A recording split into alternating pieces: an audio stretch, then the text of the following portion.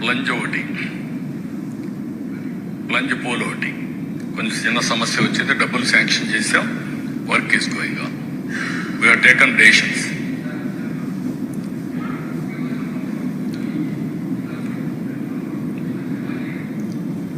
నేను ఒకటి కాదు, మీరు గుర్తుపెట్టుకోవాల్సింది, ఇబ్బందులు చాలా ఉన్నాయి. దిగమింగి అనునిత్యం రోజుకు 1 గంట అయినా నేను ఫైనాన్స్లో కూర్చొని మాట్లాడుకుంటున్నాం. ఏ విధంగా చేయాలన్నీ ఆలోచిస్తున్నాం. అది కూడా ఒక రైట్ టైంలో మీతో మాట్లాడతాను. ఒక 11 సీట్లతో బుద్ధి చెప్పిన తర్వాత కూడా బుద్ధి మారకుండా ఏ విధంగా వీళ్ళు అడ్డపడుతున్నారో రైట్ టైంలో I will place before you with documentary evidence. అది ప్రజాద్రోహం. నేను ఆస్తులు తాకట్టు పెట్టడంలో, మద్యం ఆదాయాన్ని తాకట్టు పెట్టడంలో, కానీ ఒక క్రెడిబిలిటీతో ఎక్కడ కూడా సంక్షేమం ఆగకూడదు. అభివృద్ధి ఆగితే ఆదాయం తగ్గిపోతుంది. 2 బ్యాలెన్స్ చేయడానికి సమాంతరంగా తీసుకుపోతున్నాం. దాని మీద ఎన్ని ఆటలాడని ఆడుతున్నారు సార్. ఇప్పుడు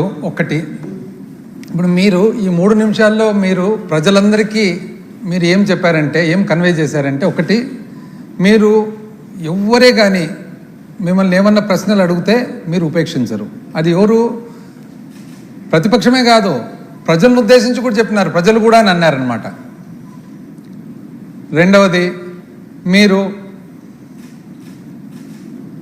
ప్రతిరోజు 1 గంట సేపు ఆర్థిక డిపార్ట్మెంట్తో, ఫైనాన్స్ డిపార్ట్మెంట్తో కూర్చొని మీరు సమీక్ష జరుపుతున్నారని. సార్, మాకు తెలిసి మేము కూడా 5 సంవత్సరాలు నేను కూడా ఆర్థిక శాఖ మంత్రిగా పనిచేశాను. వారానికి ఒకరోజు 2-3 గంటల పాటు ముఖ్యమంత్రి గారు మాతో సమీక్ష జరిపేవాళ్ళు. మిగతా రోజులంతా కూడా ఆర్థిక శాఖ మంత్రి కూర్చొని ఆర్థిక డిపార్ట్మెంట్తో సమీక్ష జరుపుతారనమాట. మళ్ళీ మీరేదో కొత్త సిస్టమ్ చెప్తున్నారు. మరి ఈ ప్రకారంగా ఆర్థిక శాఖ మంత్రి ఏం చేస్తున్నట్టు అని. ఆ తర్వాత మీరు చెప్తున్నారు అసలు ఏది తాకట్టు పెట్టలేదని,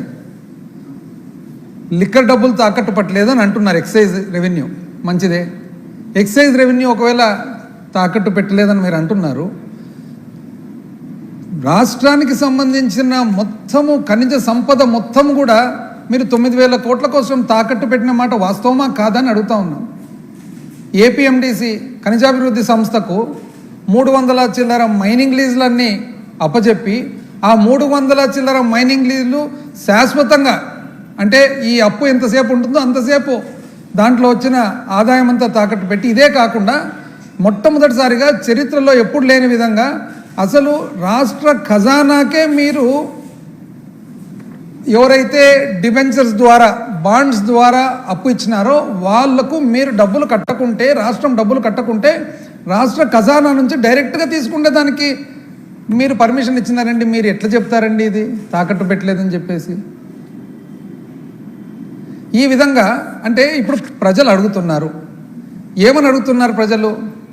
మీరు చెప్పిండేదే కదా అడుగుతుండేది. సపరేట్గా ఏమన్నా అడిగారా? మీ దగ్గరకు వచ్చి సపరేట్గా కొత్త డిమాండ్లు ఏమన్నా పెట్టినారా? లేదు కదా. మీరు ఎన్నికల ముందర ఏం చెప్పినారు? ఇంటింటికి పోయిన మాట వాస్తవమా కాదా? ఇంటింటికి పోయి ఏ విధంగా ఆయన చాలా పాపులర్ అయినాడు చూడండి, నీకు 15 నీకు 15 అని మంత్రి. అట్లా ఒక్కొక్క ఇంటికి పోవడము, ఇంటికి పోయి అమ్మ ఎంతమంది ఉండారమ్మా మీ ఇంట్లో? 3 నాయన. ఇప్పుడు అమ్మఒడి ఎంతమందికి వస్తుందమ్మా? 1కి. మేము వస్తే 3కి ఇస్తానమ్మా అని చెప్పి ఇట్లా పేపర్ తీసుకొని పేపర్లో టేబుల్ వేసి 1 తల్లికి వందనం, 3 పిల్లలు, ఇంటూ 15,000, 45,000 రాసిన మాట వాస్తవమా కదా? అమ్మ మీ ఇంట్లో పెన్షన్ వస్తుందమ్మా అంటే ఇంకా రావడం లేదు. ఎందుకు అంటే మా అత్తకు ఇంకా 60 నిండలేనాయన అంటే, అట్లనా? మేము వస్తే 4,000 అమ్మా, 48,000 సంవత్సరానికి మేము వస్తే 58 అయినా పర్వాలేదమ్మా, 50 ఏళ్ళ నుంచే పెన్షన్ ఇస్తాం. అమ్మ నీకేమన్నా వస్తుందమ్మా అంటే నాకేం రావడం లేదు నాయన. నీకు రావడం లేదా? 18 ఏళ్ళు నిండుతానే నెలకు 1,500 అమ్మా మీకు వచ్చేది, 1,500. వ్యవసాయదారులు ఎవరైనా ఉన్నారమ్మా మీ ఇంట్లో అంటే ఉండారు నాయన, మా ఆయన వ్యవసాయమే చేస్తే. అట్లనా? 12,500 ఇప్పుడు రైతు భరోసా కాకుండా 20,000 రూపాయలమ్మా మేము ఇచ్చేదని, మళ్ళీ 20. పిల్లలు ఎవరైనా ఉద్యోగం లేని వాళ్ళు ఉండాలంటే నా కొడుకు చదువులు అయిపోయినాయి నాయన ఇంకా ఇంతవరకు ఉద్యోగం రాలేదు. ఉద్యోగం రాలేదా మీకు? అరే 3,000 రూపాయలమ్మా, 3,000 నెలకు, నీకేం దిగులే లేదు. ఎట్లా పోతున్నావమ్మా నువ్వు? ఏదైనా పని ఉంటాయంటే ఏం చేస్తావు నేను? ఆటో గిటో లేదు, బస్సు ఫ్రీ, నీకు ఫ్రీ అమ్మా. వంటలు ఎట్లా చేసుకుంటున్నావమ్మా అంటే ఏదో నేను కదా కష్టపడుతున్నామంటే 3 సిలిండర్లు అమ్మా మీకు ఫ్రీ. ఇవన్నీ చెప్పిన మాట వాస్తవాలా కాదు? ఇప్పుడు ఏమడుగుతున్నారు పబ్లిక్, ప్రజలు ఏమడుతున్నారంటే ఈమైనా మాకు చెప్పి ఓట్లు వేయించుకున్నారు కదా, మాకు ఎప్పుడు ఇస్తారు అని అడుగుతున్నారు. మా పాత్ర ఏమి? ప్రతిపక్షం పాత్ర, ప్రజల తరఫున మాట్లాడాల్సిన బాధ్యత మాకుందా లేదా? మీరు చెప్పని ఏమన్నా వచ్చి మీకు ఆపాదిస్తుంటే ఒకసారి కాదు, రోజు రోజు రోజు కనపడిన ప్రతిసారి పోయి చెప్పిన మాటలు, మీరు ఎన్నో వందల మీటింగ్లలో చెప్పిన మాటలు, మీ మంత్రులందరూ కూడా నీకు 15, నీకు 15, నీకు 15, నీకు 20, నీకు 18 అని మట్కా నంబర్లు చెప్పినట్లు చెప్పిన మాటలు, మేము ప్రజల తరఫున వచ్చి ఇది ఇస్తారా, ఒకవేళ ఇచ్చే పాట అయితే ఎప్పుడు ఇస్తారు, సంవత్సరం అయింది ఏమి ఇవ్వలేదు కదా అంటే నేను సూపర్ 6 హామీలు చేసేసిన అంటారు. ఇప్పుడు వీడియోలో చేసేసిన అంటారు. ఏం చేసినారు అని అంటే 1,500 రూపాయలు ఏదైతే మహిళలకు 18 ఏళ్ళు నిండుతాను ఇస్తా అని చెప్తారో అది పీపీపీ మోడల్కు లింకప్ చేసిన అంటారు. అదేందండి అది? పీపీపీ అంటే మీ ప్రకారం ఏంది?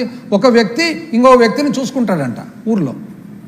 అంటే ఒక వ్యక్తి ఇంకో వ్యక్తిని చూసేదానికి ఒక వ్యక్తి ఇంకొక మహిళకు 1,500 రూపాయలు అంటే ఏం బేసిస్ మీద ఇది? ఇంకోటి ఏమన్నా స్కిల్ డెవలప్మెంట్ ద్వారా ఉద్యోగాలు ఇచ్చేస్తారండి. నేను స్కిల్ డెవలప్మెంట్ మంత్రిగా పనిచేసినాను. నిజం చెప్పాలంటే స్కిల్ డెవలప్మెంట్ డిపార్ట్మెంట్లో సంవత్సరం రోజులుగా ఏం జరుగుతుందని చెప్పి అప్పుడప్పుడు నేను విచారిస్తుంటాను, ఎందుకంటే నేను మంత్రికి పనిచేసిన కాబట్టి. మేము ఏదైతే స్కిల్ డెవలప్మెంట్లో మంచి మంచి కార్యక్రమాలు స్టార్ట్ చేసినామో దానికి ఏమాత్రము అదనంగా చేయకపోగా జరిగే కార్యక్రమాలు కూడా జరగడం లేదని చెప్పి ప్రజలందరూ అంటున్నారు. వాస్తవమా కాదు? మీరు కనుక్కోండి. స్కిల్ డెవలప్మెంట్ సెంటర్ల దగ్గర పోయి, కాలేజీల దగ్గర పోయి, ఐటీఐలు, పాలిటెక్నిక్లు, ఇంజనీరింగ్ కాలేజీలు అన్నీ కూడా నైపుణ్యం తేవల్లా పిల్లలకు అని చెప్పి చేసిన మాట మీరు కనీసం ఎక్స్ట్రా చేయకపోగా జరిగినది కూడా చేయడం లేదే. చేసేసిన అంటారు. ఒక్క సిలిండర్ ఇస్తే ఇంతవరకు సిలిండర్లు అయిపోయిందంటారు. ఆగస్టు 15వ తారీఖు నుంచి బస్సులు రాబోతున్నాయని అంటున్నారు. 1.5 సంవత్సరం నుంచి బస్సులు వస్తూనే ఉన్నాయి. అది చేసేసిన అంటారు. రైతులకు కేంద్రం ఇవ్వబోతుంది, కేంద్రం ఇచ్చిన తర్వాత దానికి అదనంగా ఇస్తామంటారు, ఆ రోజు ఇస్తామంటారు, ఒక భాగం అంటారు. ఎట్లండి ఇంత? అంటే ఇంతవరకు అయితే ప్రజలు కన్ఫ్యూజ్ అవుతున్నారు. ఇప్పుడు క్లారిటీ లేకొస్తున్నారు ప్రజలు. ఏమని? ఇదేదో అయ్యేటట్లేదు ఇది అని చెప్పేసి. ఈరోజు ప్రజలు ఎందుకు ఆగ్రహంగా ఉండారంటే ఎప్పుడు కూడా మనము ఏమి చెప్పకుంటే ఏమనరు, మనం చెప్పి చేయకుంటే అప్పుడు ఆగ్రహం. ఆ ఆగ్రహమే ఈరోజు రోడ్ల మీదకి అందరు ప్రజలు వస్తున్నారు. దానికి మీరు కోప్పడతారు, మీరు ఇరిటేట్ అవుతారు, మమ్మల్ని బెదిరిస్తారు, ప్రజలను బెదిరిస్తారు. ఆ వీడియోలో చూడండి, అందరినీ బెదిరిస్తారు. ఎట్లండి మీరు ఇంత వయసులో పెద్ద మనిషిగా ఉండి మీరు ఇట్లా బెదిరిస్తే మమ్మల్ని అంతా? అసలు నాకు తెలిసి మీరు పబ్లిక్ను బాగా స్టడీ చేసినారు. ఏమని? పాపము పబ్లిక్ ఏదో పేదరికంలో ఉంటారు, అమాయకంగా ఉంటారు. పువర్ ఇన్నోసెంట్ కామన్ మ్యాన్, సామాన్య మానవుడు పేదరికంతో ఉంటాడు, సహజంగా అమాయకంగా ఉంటారు. వాళ్ళ ఆలోచన ఏమి? పెడతా అంటేనేమో ఆశ, కొడతా అంటేనేమో భయం. పెడతా అంటే ఆశ, కొడతా అంటే భయం. మీరు రెండు గమనించినారు. అందుకనే ఎలక్షన్ ముందర పెడతా అంటారు, ఎలక్షన్ తర్వాత కొడతా అంటారు. బాగా నీట్గా స్టడీ చేసినారు. మా పాలసీకి మీ పాలసీకి చాలా తేడా ఉంది. మేమేమి ఏదన్నా చేయగలిగిన, మా జగన్మోహన్ రెడ్డి గారు ఏమంటారంటే ఏదన్నా కానీ చేయగలిగినది చెప్పాలి, చేయలేనిది చెప్పకూడదు, అసలు మాట తప్పకూడదని. మీది కంప్లీట్గా ఆపోజిట్ పాలసీ. ఏదో ఒకటి చెప్పి గట్టెక్కాల ఫస్ట్ ఎలక్షన్లు. ప్రజలు చూస్తే అమాయకులు కదా పాపము, ఎంతైనా కానీ పేదరికంలో ఉండేతోళ్ళు. పెడతా అంటే ఆశ, ఏం చేస్తారు? అయితే ఇక్కడ ఏమంటే ఒకటి ధర్మ సందేహం ఏమంటే మనం ఒక బాధ్యత గల పొజిషన్కి వచ్చిన తర్వాత ఈ పని చేయడం కరెక్టా కాదా? ప్రజలు అమాయకులు కదా, వాళ్ళను ఈ విధంగా మనం ఎక్స్ప్లాయిట్ చేయడం కరెక్టా కాదా అనేది మన ఆత్మసాక్షి మనం ప్రశ్నించుకోవాలన్నమాట. అసలు మీడియా అయితే ఇంతకుముందు వాళ్ళు కూడా వాళ్ళ ఓపిక ఎంతో, కానీ మీరు చాలా అదృష్టవంతులండి నిజంగా. నాకు తెలిసి చరిత్రలో ఎవరికి కూడా అంత సపోర్ట్ రాదు. అసలు ఒక్కరోజు మాదేమన్నా ఒక్కరోజు ఏదైనా ఆదివారమో సోమవారమో సెలవు పడి లేట్ అయితే మా క్యాలెండర్ రాలేదు, అప్పు శ్రీలంక లేదండి. ఇప్పుడు శ్రీలంక మాకంటే ఎక్కువ చేస్తారు అప్పులు, కనపడడం లేదా? మీకు లేదా? ఇప్పుడు రాష్ట్రం మీద ఆ చింత కానీ దిగులు కానీ ఆ తాపత్రయం లేదా? ఇప్పుడు అసలు 1.5 సంవత్సరం అవుతుంది, సంవత్సరం దాటింది, ఏమీ రావడం లేదే. ఈరోజు లేదా? మాది ఒక రోజుకి ఏమైనా రాస్తుంటారే. సూపర్ 6 ఎంట్రీ ఏం మీరు చెప్పినది ఒకటి యువగలం, ఇది సూపర్ 6. ఈ ప్యాంప్లెట్ పెట్టుకొని మొత్తం పచ్చగా 2024 ఎలక్షన్ల ముందర ఎక్కడన్నా చూడు ఇవే ప్యాంప్లెట్లే. ఏమది యువగలం అంటే నిరుద్యోగులకు 3,000 రూపాయలు నెలకిస్తారు. వచ్చింది ఎవరికన్నా ఇంతవరకు? స్కిల్ డెవలప్మెంట్తో లింక్ చేయబోతున్నాం కాబట్టి రాబోతుంది, కాబట్టి అయిపోయింది. తల్లికి వందనం, ప్రతి ఎంతమంది పిల్లలు ఉంటే అంతమందికి 15,000 రూపాయలు. ఇప్పుడు 85,000 అప్రాక్సిమేట్గా పిల్లలు ఉంటే మీరు 60 చిల్లర కుదించినారు. ఏమంటే ఇది లేదు, అది లేదు, ఎలిజిబిలిటీ లేదు.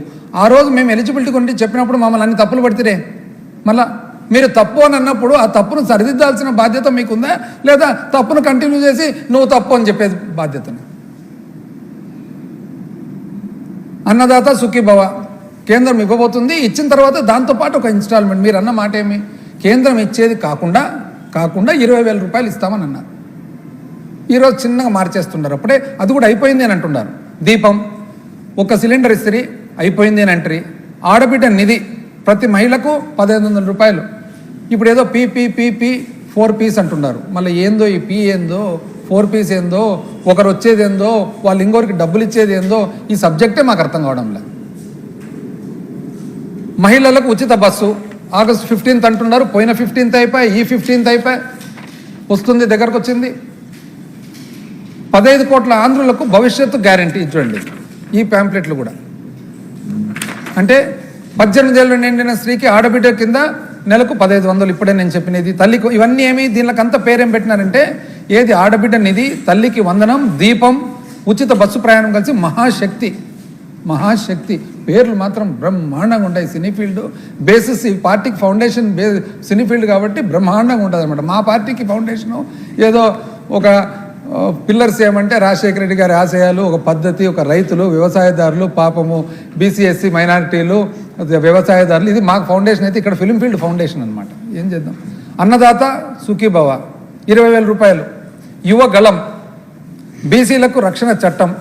ఏం దీంట్లో ఒక్కటన్నా కనీసం నిజం చెప్పాలంటే ఎంతమందికి ఇవ్వాల్సి వస్తుందండి? మీరు 18 ఏళ్ళు నిండిన ప్రతి మహిళకు అంటే ఇంచుమించు 2,07,00,000 మంది మహిళలకు ఇవ్వాలి. ఇప్పటికి 2,07,00,000 మంది మహిళలకు ఒక్కరికన్నా అందిందా? మీరు పీపీపీ అంటున్నారు. 2,07,00,000 మందికి పీపీపీ కింద మీ థియరీ ప్రకారము ఒక వ్యక్తి ఇంకో వ్యక్తిని చూసుకుంటారు. ఏందో ఈ సబ్జెక్టే మాకు అర్థం కాలేదు. చూసుకునేది ఏందో, ఇచ్చేది ఏందో. అంటే ఇప్పుడు 2,07,00,000 మంది 2,07,00,000 మందికి డబ్బులు ఇవ్వాలా? ఎందుకు ఇవ్వాలా? ఎందుకు ఇస్తారు? అదేమన్నా ఉద్యోగమా? దీపం 1,54,47,000 మందికి. నాకు తెలిసి పోయినసారి సింగిల్ సిలిండర్ కూడా సగం మందికి వచ్చినట్లుంది అంతే. తల్లికి వందనం 83 లక్షల మందికి ఇవ్వాలా? అదేదో కుదిచ్చేసి 60 లక్షల చిల్లర అని అంటున్నారు. మళ్ళీ ఇంతవరకు ఇంకా అందలేదు పూర్తిగా అందరికీ. కుదించడేమో కుదించినారు. కుదిచ్చేది కాక ఏం చేసినారు? మళ్ళా 13,000. ఎన్ని తప్పులు పడతారండి మమ్మల్ని? 13,000 2,000 ఎందుకు పెట్టినాం మేము? జగన్మోహన్ రెడ్డి గారు ఏమన్నారు? 1,000 రూపాయలు బళ్ళన్నీ కూడా మనము నాడు నేడు కింద బాగా చక్కగా కట్టడం జరిగింది కాబట్టి మెయింటెనెన్స్, ఆ టాయిలెట్స్ కానీ బాత్రూమ్లు కానీ మెయింటెనెన్స్ కోసము, వాచ్మ్యాన్ జీతాల కోసం అంటే ఎన్ని తప్పులు పడతారు. ఇప్పుడు మీరేం చేస్తున్నారండి? మీరు 13 15 ఇస్తుండేది 13 కదా. అంటే ఇప్పుడు ఆ మంత్రి ఉన్నాడు చూడండి, పాపులర్ మంత్రి. ఇప్పుడు ఏం చెప్పాలంటే పోయి నీకు 13, నీకు 13, నీకు 13, ఒకరికి 18. ఇప్పుడు నీకు లేదు, నీకు లేదు, నీకు లేనే లేదు అన్నలా. అంతే కదా. ఇప్పుడు ఇంకా 83 నుంచి 67 కుదించినారంటే నీకు 13, నీకు 13, నీకు లేదు, నీకు లేదు, నీకు లేనే లేదు. అది కరెక్ట్ జరుగుతుంది. అన్నదాత ఏది ఎంతమంది? 53,50,000 మంది. అంటే ఒక సంవత్సరం అయితే ఇవన్నీ మిస్ అయినట్లే కదా. స్థానిక బస్సుల్లో ఆడవాళ్ళందరికీ కూడా ఫస్ట్లో ఏమంటారు? మొత్తము మహిళలందరూ కూడా అమాయకంగా, ఎందుకంటే మీరు గొప్ప స్థాయిలో మీరు చెప్తారు. మీరు చూస్తే షూరిటీ ఎంట్రీ, ఇంకోరు పార్టీ ప్రశ్నించేదానికి పార్టీ పెట్టిన ఆయన గ్యారంటీ అనే పెద్ద ఆయన ఫోటో పెట్టుకుంటారు, పైన కౌంటర్ గ్యారంటీ, ఇంకొక ఆయన వారంటీ. మీరందరూ చెప్పే లోపల ఆడవాళ్ళు ఏమనుకున్నారంటే శ్రీకాకుళంలో బస్సు ఎక్కొచ్చు, ఒకటే టక్ అని చెప్పి తిరుపతికి వెళ్ళిపోవచ్చులే ఫ్రీగా అని అనుకున్నారు. పాపం మీరు చూస్తే చిన్న కుదిస్తున్నారు. ఏమని? జిల్లాలో మాత్రమే కదా మీరు తిరిగేది, బయట మీకేం పని అంట. మీరు చెప్పినది ఏంది? మళ్ళీ పాపం చాలా మంది ఏమనుకున్నారంటే నెల్లూరులో బస్సు ఎక్కి సింహాచలం వెళ్ళిపోవచ్చులే అని అనుకున్నారు. మీరు ఇప్పుడు సింపుల్గా ఏమంటే జిల్లాలో మాత్రమే కదా, నెల్లూరులో మాత్రమే కదా తిరిగేది, మీకేం పని బయటికి అంటే ఏం పని మళ్ళీ చెప్పాల్సింటారు ఆ రోజే. తాలూకాల్లో తిరగాలన్నా, జిల్లాలో తిరగాలన్నా, మండలంలో తిరగాలన్నా చెప్పాలా. యువగళ్ళం 3,000 పాపం పిల్లోళ్ళందరూ అయితే బ్రహ్మాండంగా 3,000 నెలకు వస్తుందిలే అని అనుకుంటుంది. అంటే ఎంతమంది 20 లక్షల మంది. ఎక్కడికి పోతుంది ఇదేని ఆ కన్ఫ్యూజన్ కూడా చూడండి. ఫస్ట్ బడ్జెట్లో అంటే నవంబర్లో ప్రజెంట్ చేసిన బడ్జెట్లో అప్పటి ఆర్థిక శాఖ మంత్రి ఏమంటారంటే, సూపర్ 6 హామీలలో భాగంగా మా ప్రభుత్వం అన్నదాత సుఖీభవ ప్రధానమంత్రి కిసాన్ పథకం ద్వారా అర్హులైన రైతులకు పెట్టుబడి సాయం ప్రకటించింది. మరి మీరు ఇస్తున్నారా, ఇవ్వడం లేదా, ఎప్పటి నుంచి ఇస్తారు? ప్రకటించేది మీరు ప్రకటించినట్లు తెలుసు కదా, ఇంకా ఆమె ప్యాంప్లెట్లన్నీ పంపించాం, మళ్ళీ బడ్జెట్లో ప్రకటించిందని సపరేట్గా రాయాలనా? ఆర్థిక సంవత్సరం వ్యవసాయం మరియు అనుబంధ రంగాలకు అసలు మీ ప్రతిపాదన ఎక్కడుంది అసలు? ఇంకా దీపంది అయితే ఏమని రాస్తారు, మా ప్రభుత్వం దీపం 2 పథకాన్ని ప్రారంభించి సంవత్సరానికి 3 LPG సిలిండర్లు ఉచితంగా అందిస్తుంది. అందించిందండి? ఎన్ని సిలిండర్లు వచ్చినాయండి? తల్లికి వందనం అయితే ఏకంగా 2024-25 ఆర్థిక సంవత్సరానికి గాను నైపుణ్యాభివృద్ధి శాఖ ప్రభుత్వం మరియు ప్రైవేట్ పాఠశాలలు 1వ తరగతి నుంచి 12వ తరగతి వరకు చదివే పిల్లలకు తల్లులకు తల్లికి వందనం పథకం ద్వారా ఆర్థిక సహాయం అందిస్తూ మా ప్రభుత్వం సూపర్ 6 హామీని నెరవేరుస్తుంది. అంటే పోయిన సంవత్సరం మీరు బడ్జెట్లో రాసినారు, నెరవేరుస్తుంది, ప్రకటించింది, పెట్టింది అని ఒక్కటి కూడా రాలేదే. అంటే మీ ఆర్థిక శాఖ మంత్రి ఏం చెప్తున్నారు, మీరేం చెప్తున్నారు? దాని తర్వాత మళ్ళా మొన్న బడ్జెట్ ఏది ఈ సంవత్సరం 25-26 ఎన్ని ఆర్థిక ఇబ్బందులున్నా అన్నదాత సుఖీభవ పథకం కింద ప్రతి రైతుకు ఏటా 20,000 రూపాయలు అందిస్తూ కేటాయింపులు చేసినారండి. 10,000 చిల్లర కోట్లు అవసరం ఉంటే 1,000 కోట్లు కేటాయింపు చేసినాము అని అంటారు. ఇప్పుడు ఒక్కటండి, ఒక స్థాయికి పోయిన తర్వాత మనం అంటే మనం మాట్లాడేది ఎంత మటుకు నిజం అనేది కూడా చూస్తారు కదా, గమనిస్తారు కదా. క్రెడిబిలిటీ పోగొట్టుకుంటామా? ఇప్పుడు ఆస్తి పోతే సంపాదించుకునేదానికి అవకాశం ఉంటుంది, ఆరోగ్యం పోతే ఏదో కష్టపడి మెడిసిన్స్ లైఫ్ స్టైల్ మార్చుకునే అవకాశం ఉంది. క్రెడిబిలిటీ పోతే తల్లికి వందనం అయితే ప్రతి తల్లి తన పిల్లలను పాఠశాలకు పంపేలా ప్రోత్సహించే లక్ష్యంతో మరో సూపర్ 6 హామీని అమలు పరిచే దిశగా తల్లికి వందనం పథకానికి ప్రారంభిస్తున్నాం. దాంట్లో కేటాయింపు చెప్పరు. ఆ కేటాయింపు అన్ని ఎక్కడెక్కడ ఉన్నట్టు లెక్కేసుకుంటే 8,000. యాక్చువల్గా మీకు అవసరం ఉండేది ఎంత? మీకు అవసరం ఉండేది 12,000 చిల్లర కోట్లు అవసరం ఉంటుంది వాస్తవానికి. కరెక్ట్గా మీరు చెప్పిన ప్రకారం ఇవ్వాలంటే ప్రతిసారి అంతే, పోయినసారి కూడా అంతే. రైతులకు మొత్తము కంప్లీట్గా రుణమాఫీ ఎంట్రీ తీరా కుదిచ్చి ఎవరికి వచ్చిందో, ఎవరికి రాలేదో, ఎంత వచ్చిందో, ఎంత రాలేదో, చివరకు ఏ స్థాయి అంటే బడ్జెట్ బుక్లో ఎప్పుడు లేని విధంగా బడ్జెట్ బుక్లో డీటెయిల్స్ కూడా ఎంత అప్పు ఉంది అనే డీటెయిల్స్ కూడా లేకుండా పెట్టినారు. నిజం చెప్పాలంటే ఇది ఒక కేస్ స్టడీ అండి. ఇది మాత్రం ఇది దేశవ్యాప్తంగా కాదు, ప్రపంచవ్యాప్తంగా కేస్ స్టడీ. ఏమి కేస్ స్టడీ అంటే పర్ఫార్మెన్స్ వర్సెస్ ప్రామిస్. అంటే మేమేమంటున్నాం, ఇవన్నీ ప్రజలకు చేసినాము, ఏది చేయగలుగుతామో అది చెప్తాము. మీరేమంటారు, ఇది ఇవ్వబోతున్నాం, ఇది ఇచ్చేస్తాం, ఇది రాబోతుంది, ఇది వచ్చేస్తుందని. ప్రజలు దేన్ని నమ్మినారని? అమాయక ప్రజలు కాబట్టి మిమ్మల్ని నమ్మినారు, నమ్మి మీకు అవకాశం ఇచ్చినారు.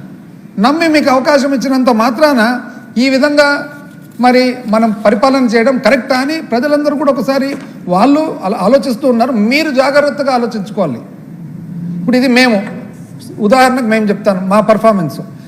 చూడండి, సంక్షేమ క్యాలెండర్ అని పెట్టి ఏప్రిల్లో జగనన్న వసతి దీవెన, వైఎస్ఆర్ వడ్డీ లేని రుణాలు, మేలో జగనన్న విద్యా దీవెన, వైఎస్ఆర్ ఉచిత పంటల బీమా, వైఎస్ఆర్ రైతు భరోసా, వైఎస్ఆర్ మత్స్యకార భరోసా, మరి వైఎస్ఆర్ మత్స్యకార భరోసా డీజిల్ సబ్సిడీ, జూన్లో జగనన్న అమ్మఒడి, జూలైలో జగనన్న విద్యా కానుక, వైఎస్ఆర్ వాహనమిత్ర, వైఎస్ఆర్ కాపు నేస్తం, జగనన్న తోడు చిరు వ్యాపారులకు, మిగిలిపోయిన లబ్ధిదారులకు పథకాల అమలు. ఆగస్టు జగనన్న విద్యా దీవెన, వైఎస్ఆర్ నేతన్న నేస్తం. సెప్టెంబరు వైఎస్ఆర్ చేయూత. అక్టోబరు వైఎస్ఆర్ రైతు భరోసా 2వ విడత. నవంబరు జగనన్న విద్యా దీవెన, వైఎస్ఆర్ 0 వడ్డీ రుణాలు. డిసెంబరు వైఎస్ఆర్ ఈబీసీ నేస్తం, వైఎస్ఆర్ లా నేస్తం, మిగిలిపోయిన లబ్ధిదారులకు పథకాల వర్తింపు. జనవరి వైఎస్ఆర్ రైతు భరోసా, వైఎస్ఆర్ ఆసరా, జగనన్న తోడు చిరు వ్యాపారులకు, వైఎస్ఆర్ పెన్షన్ కానుక, పెన్షన్ పెంపు. ఫిబ్రవరి జగనన్న విద్యా దీవెన, జగనన్న చేదోడు, టైలర్లు, నాయి బ్రాహ్మణులు, రజకులు.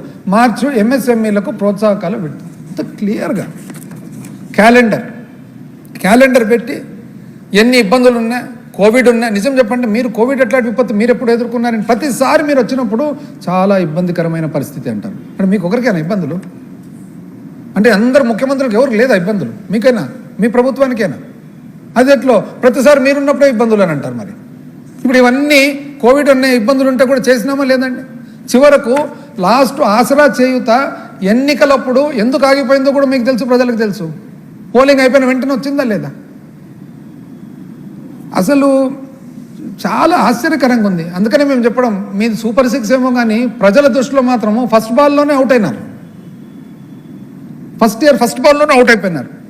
అసలు ఇంకోటి ఒక పెద్ద మిస్టరీ ఏమంటే, మీరు మీ పాలనలో ప్రతిసారి ఇబ్బందులు అంటారు కదా. మిస్టరీ ఏమంటే, ఇప్పుడు మీది మాది పోలిక చేద్దామండి.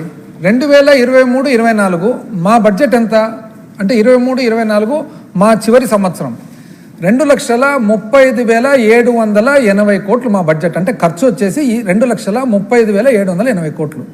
మీరు 2024-25 అంటే మా తర్వాత ఫస్ట్ సంవత్సరం మీ బడ్జెట్ ఎంత?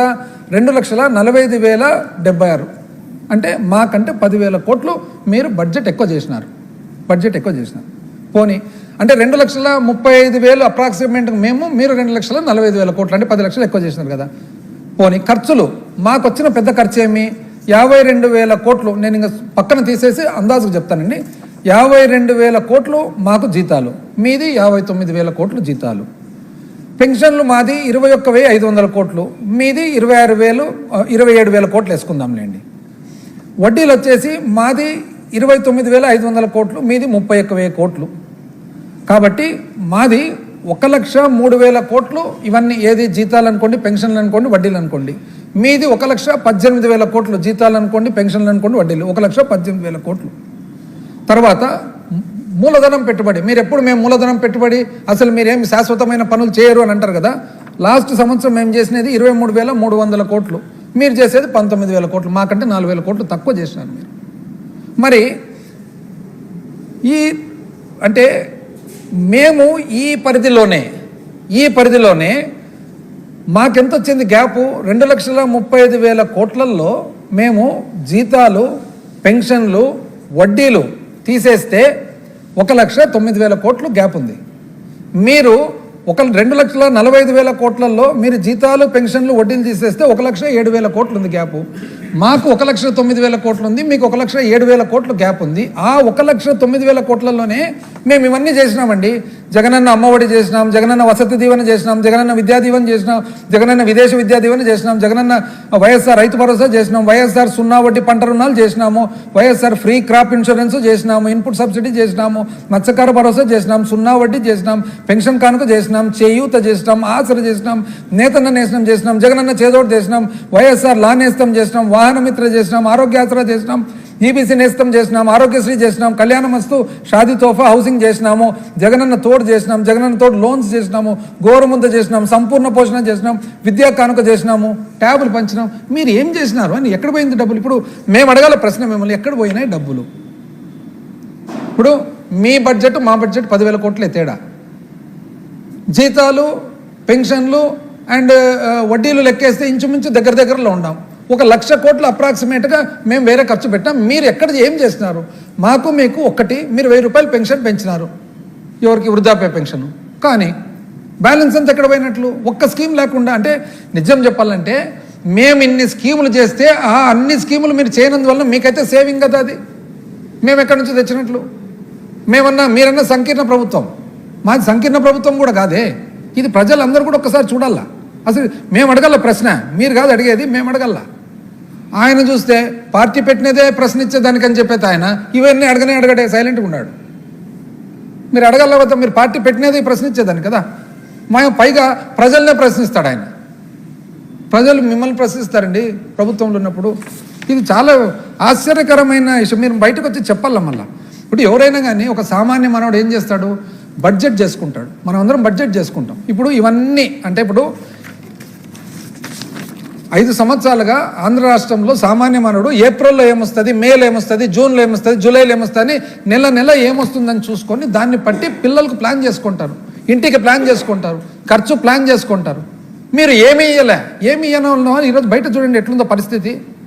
బయట చూస్తే అసలు అంగళ్ళల్లో వ్యాపారం లేదు. పాపం వ్యాపారస్తులు వర్తకులు అయితే ఇంకా 2024 నుంచి ఒకటే బ్రహ్మాండం. ఎందుకంటే సంపద సృష్టి అంటే ఎంత సంపదను అనుకుంటే ఆడ ఏమీ లేదు, ఉన్న వ్యాపారమే జరగడం లేదు.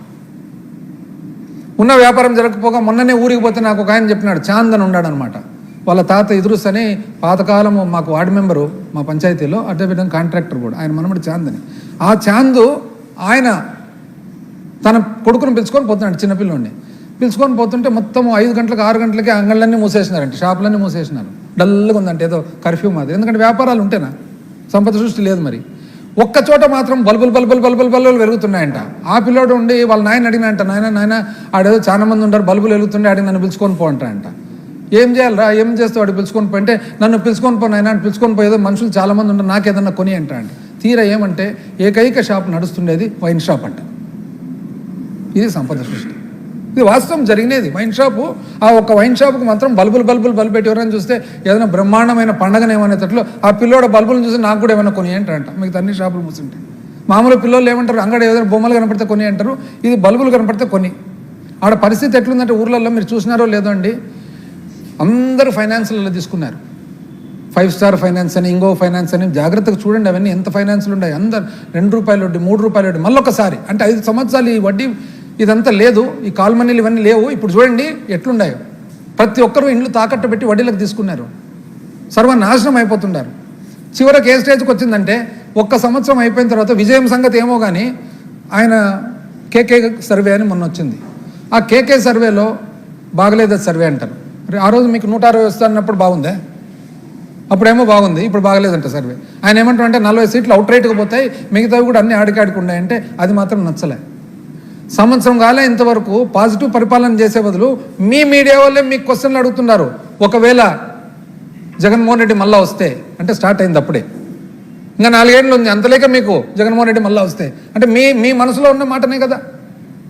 ఇంకా చూడండి అంటే దాని సంకేతం ఏమది. దీంట్లో విజయం అయితే మాకేం అర్థమే కాలేదు అసలు ఏం విజయమో. ఇప్పుడు నిజం చెప్పాలంటే ఇదంతా కూడా ఎవరికి, మాకు మీకు కాదు, మీకు ప్రజలకు. మేము ఓన్లీ ప్రజల తరఫున వకాలత్తు. ఇప్పుడు ఇవన్నీ చెప్పి అధికారంలోకి వచ్చినది ఎవరు, మీరు కదా. సమాధానం చెప్పాల్సినది ఎవరికి, ప్రజలకు కదా. అందుకని ప్రజలు ఆగ్రహంతో ఉండారు. మేము ఎంతసేపు వకాలత్తు ప్రజల తరఫున, ప్రతిపక్షం కాబట్టి మేము వకాలత్తు పుచ్చుకుంటే మా మీద మీకు ఇరిటేషన్, కోపం. తాట తీస్తా అంటారు ఏమన్నంటే, ఏం తాట తీస్తారండి అసలు. ఏమనంటే అప్పు అప్పు అప్పు అప్పు. మీ సంస్థలు అయితే నిజంగా వాళ్ళు కూడా, వాళ్ళకి అసలు ఏదైనా రమాన్ మెగ్సెసే అట్లాంటి అవార్డ్స్ ఇవ్వాల, పెద్ద పెద్ద అవార్డ్స్. అప్పు అప్పు అప్పు 10 లక్షల కోట్లు, 13 లక్షల కోట్లు, 14 లక్షల కోట్లు, చివరకు అవన్నీ మీరు ప్రూవ్ చేయరని మొట్టమొదటిసారిగా చరిత్రలో అప్పు ఎంత అనేది బడ్జెట్ బుక్లో అప్పు ఎంత అని రాయకుండా పెట్టినది మొట్టమొదటిసారి మీరే. నాకు తెలిసి ఏ రాష్ట్ర చరిత్రలో ఈ భారతదేశంలో అప్పు ఎంత ఉంది అని బడ్జెట్ బుక్లో లేకుండా బడ్జెట్ బుక్ ఇచ్చినది ఒక్క మీరే. ఎందుకు అనంటే అప్పు మీరు 14 అని, 13 అని, 12 అని అవన్నీ చెప్పి వాస్తవానికి ఎంత అండి అప్పు. రాష్ట్ర విభజన జరిగినప్పుడు 1,40,717 కోట్లు విభజన జరిగినప్పుడు ఆంధ్ర రాష్ట్రం భాగం అప్పు.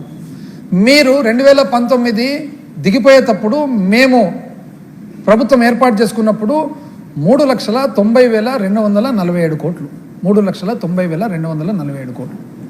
అంటే మీరు ఎంత అప్పు చేసినారు, 2,49,350 కోట్లు మీరు అప్పు చేసినారు. మేము దిగిపోయేటప్పటికి ఇది మీరు పుస్తకాల్లో పెట్టుకునే సిఏజీ రిపోర్టు, ఆర్బీఐ రిపోర్టు, మీ లోపల డాక్యుమెంట్లు అవన్నీ తీసినదే. మా ఫిగర్స్ కాదు, ఇది ప్రభుత్వ ఫిగర్సు, కేంద్ర సంస్థల ఫిగర్స్ ఇవన్నీ.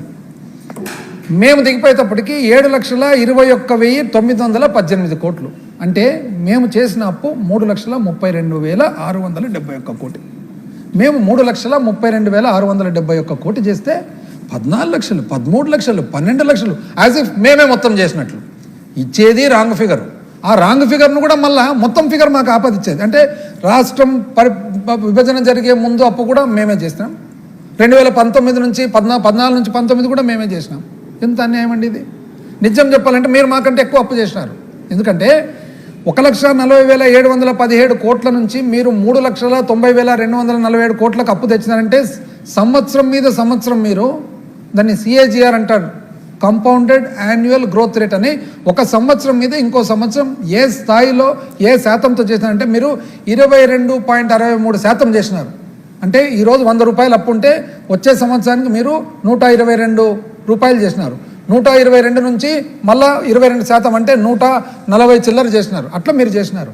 మేము ఎంతండి చేసిండేది 3,90,247 నుంచి మేము 7 లక్షలు అంటే మేము చేసిండేది 3,32,671 కోటి. మేము చేసిండేది ఎంత ఓన్లీ 13.5%.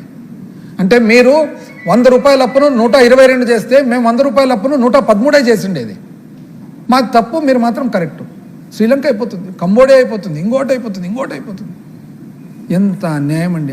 వాళ్ళు నిజంగా మిమ్మల్ని సపోర్ట్ చేసే వాళ్ళని మాత్రం నాకు తెలిసి పెద్ద పెద్ద అవార్డ్స్ ఇవ్వాలండి. అంత ఓపిక, అంత సహనం, అది చాలా అదృష్టవంతులు మీరు కూడా. దాని తర్వాత సంపద సృష్టి చెప్పంటారా? అసలు సంపద సృష్టి చెప్తే చూడు, మా చాందు కొడుకు కథ. సంపద సృష్టి మీరు వాస్తవానికి టైం ఉందే, మీరు వాస్తవానికి 90 receipts and expenditure for financial అంటే 25 మీరు 2024 23-24 93,354 కోట్లు, రౌండ్ ఫిగర్ చేసేస్తా, 93,300 కోట్లు. మీరు 96,000 కోట్లు వచ్చింది సంపద. అంటే మీరు శాతం ఎంత? ఓన్లీ 3%.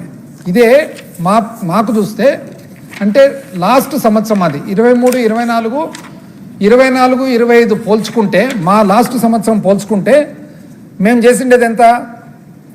మా టైంలో వచ్చిన ఆదాయం ఎంత? 1,22,23 వచ్చేసి 1,57,768 కోట్లకు గాను 23-24 వచ్చేటప్పటికి 1,73,767 కోట్లు. అంటే 10% మాది ఆదాయం పెరిగింది. మేము 10% పెంచితే మీరు ఎంత పెంచినారు? 3% పెంచినారు. కానీ మీరు సంపద సృష్టిస్తారు. అప్పు మాత్రము మేము లాస్ట్ ఇయర్ ఫైనల్ ఇయర్లో అప్పు మాది 52,528 కోట్ల నుంచి 62,720 కోట్లు అయితే 19% అయితే మీదెంతండి? 62,720 కోట్ల నుంచి 81,597. ఇదేంటి మళ్ళీ ఆఫ్ బడ్జెట్ బరాయింగ్స్ కాకుండా 30%. అంటే మీరు 30% పెంచినారు. కానీ అప్పేమో 30% పెంచుతుంది, ఆదాయం మాత్రం 3% పెంచినారు. మాది ఆదాయం ఎంతండి? ఇంచుమించు 10% పెరిగింది. కానీ మీరు సంపద సృష్టిస్తారు. చూడండి ఎట్లుంది అసలు. ఆశ్చర్యం, ఎంత ఆశ్చర్యం. ఇంకా ఘోరమైన పరిస్థితి ఏమంటే జిఎస్టీ ఒకరోజు ఒక ప్రెస్ రిలీజ్ ఇస్తారు. ఏమని ఇస్తారు? ఏప్రిల్ నెలలో ఎప్పుడు లేని విధంగా చరిత్రలోనే అత్యధిక జిఎస్టీ వసూలైంది 3,354 కోట్లని. అంటే మీరే ప్రభుత్వం.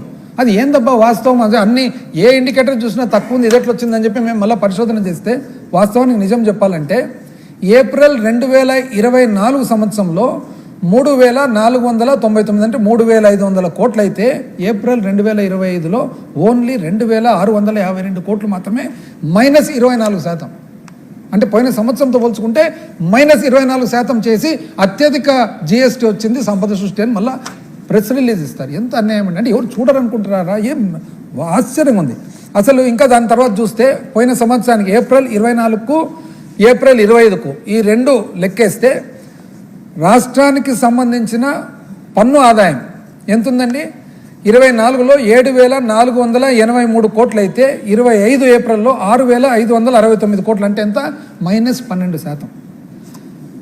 ఏదైతే పన్నేతర ఆదాయం ఉందో నాన్ ట్యాక్స్ రెవెన్యూ ఏప్రిల్ 2024లో 442 కోట్లు అయితే ఏప్రిల్ 2025లో 345 కోట్లు. అంటే -22%. పన్ను ఆదాయము పన్నేతర ఆదాయం రెండు కలిపి రాష్ట్ర ఆదాయం లెక్కేస్తే ఏప్రిల్లో 7,925 కోట్లు 24 ఏప్రిల్ అయితే ఇప్పుడు 6,914 కోట్లు, -12%. -12% ఆ ఒక్క నెల పెట్టుకొని మీరు బయటికి చెప్పడం మాత్రము అసలు బ్రహ్మాండంగా ఉంది. అసలు చాలా విచిత్రమైన ఇది సిస్టమ్కి వచ్చినారనమాట. ఇక్కడ చూడండి, ఇది కాక మళ్ళీ ఎంప్లాయీస్ ఇష్యూకి వస్తే ఈరోజు పిఆర్సీ సంగతి ఏమైందండి? డిఎస్ సంగతి ఏమైంది? అసలు మేమేదో ప్రావిడెంట్ ఫండ్ అని నేను చెప్తా, కరెక్ట్ లెక్క చెప్తా. ఈ ఎంప్లాయీస్ జాగ్రత్తగా చూసుకోవాలా. ఎందుకంటే మీరు చదువుకున్న వాళ్ళు, మీకు సబ్జెక్ట్ తెలిసిన వాళ్ళు, పాపం ఒక సామాన్య రైతు సామాన్య కార్మికుడికి తెలిసొచ్చు తెలియకపోవచ్చు, మీరు చూడాలా. ఇటు చూడండి, రాష్ట్రము విభజన జరిగినప్పుడు మొత్తం public account liabilities. Public account అంటే ఏమి?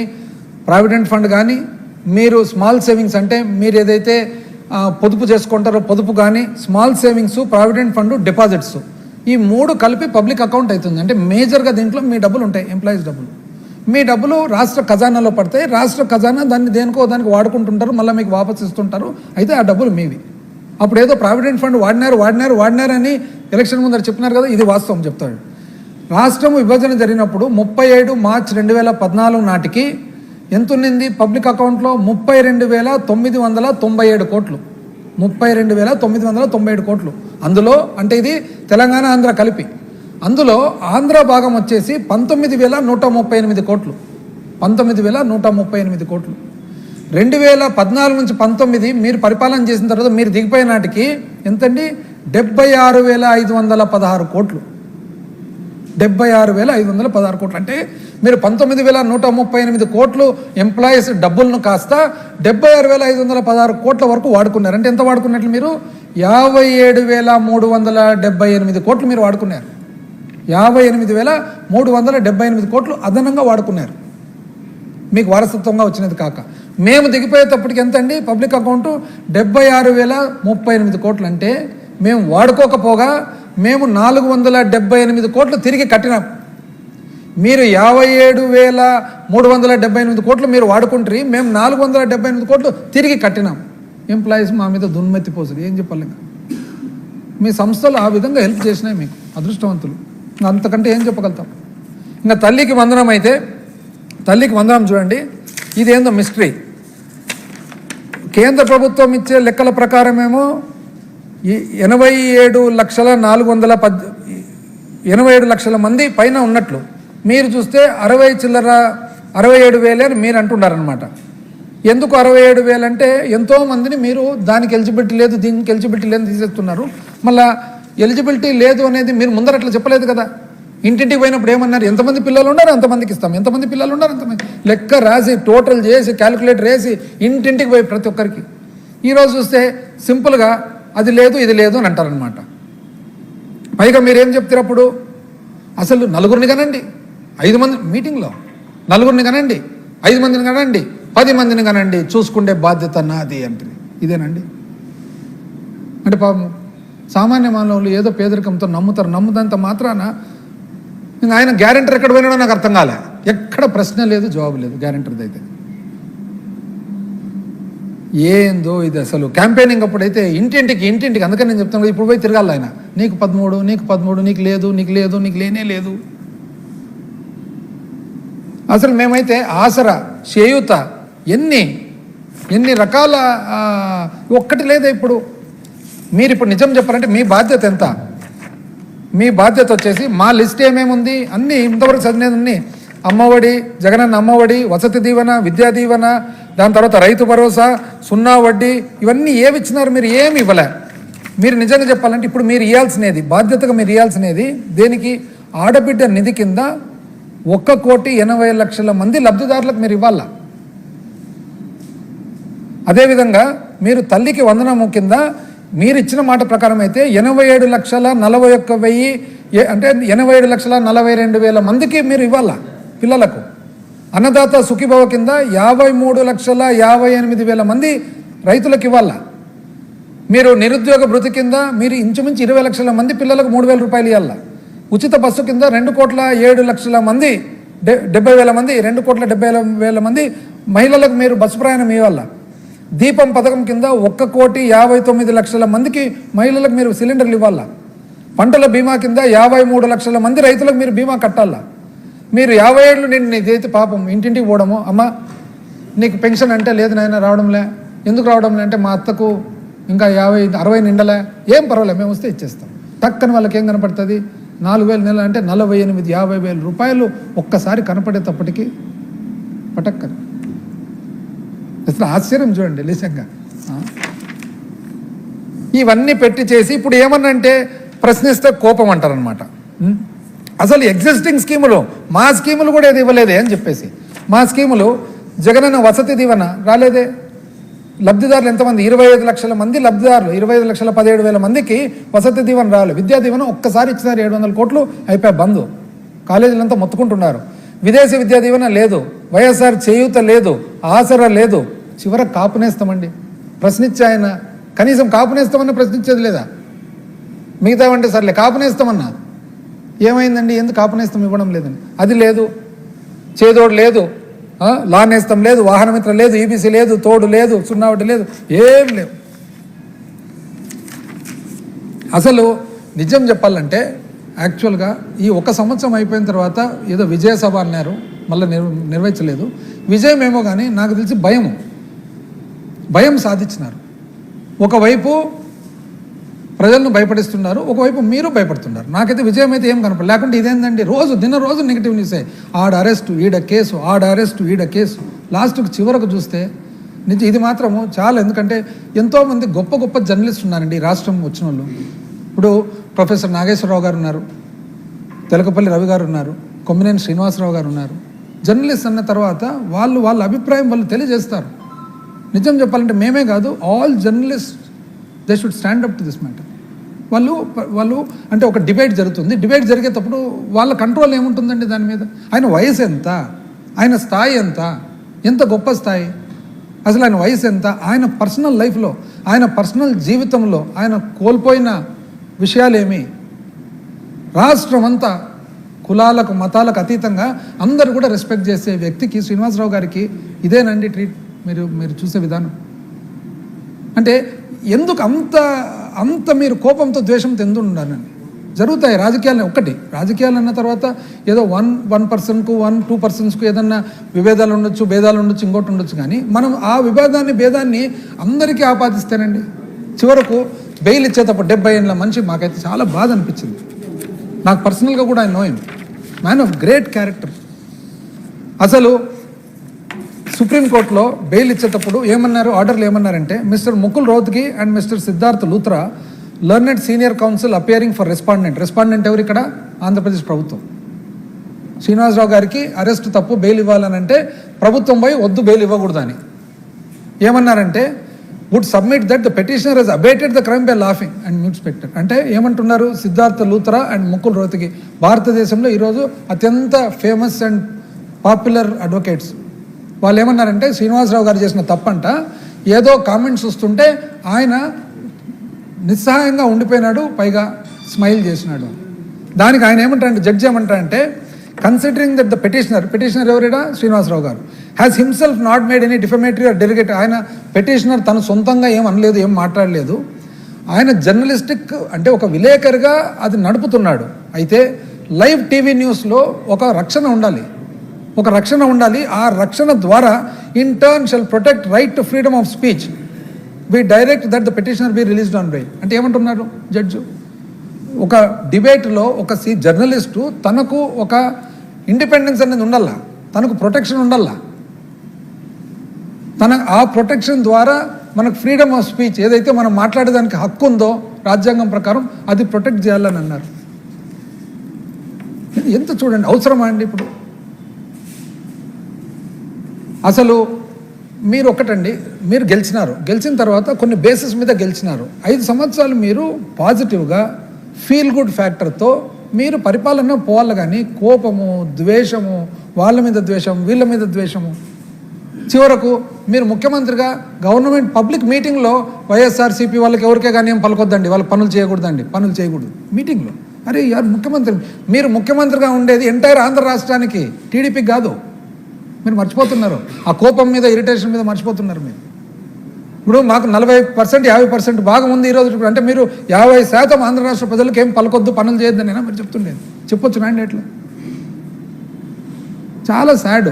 ఎందుకో కానీ మీరు మాకేమంటే మరొకసారి కూడా మీరు సంవత్సరం అయిపోయింది, మేము ఒక బాధ్యత గల ప్రతిపక్షంగా మేమేం చెప్తున్నామంటే, మీరు పాజిటివ్గా పరిపాలన చేయండి, ఫీల్ గుడ్ అనేది రానియండి. దీన్ని రోజు పేపర్ తీసుకుంటానే వాళ్ళని అరెస్ట్, వీళ్ళ మీద కేసు, వాళ్ళని వేసినారు, వీళ్ళని ఫీల్ బ్యాడ్ వద్దు. అది ఫీల్ గుడ్ ఫ్యాక్టర్ ద్వారా ఏ వాగ్దానాలు అయితే ఇచ్చి ఇంటింటికి మరీ తిరిగి చెప్పినారో అవన్నీ కూడా దయచేసి ప్రజలకు మీరు, ఎందుకంటే ఆ బేసిస్ మీదనే మిమ్మల్ని ఎన్నుకునేది, మీరు అవన్నీ కూడా పూర్తి చేసి మీరు ప్రజలకు ఇచ్చిన వాగ్దానాలను కూడా పూర్తి చేయాలని చెప్పి మనస్ఫూర్తిగా కోరుకుంటూ సెలవు తీసుకుంటున్నాను.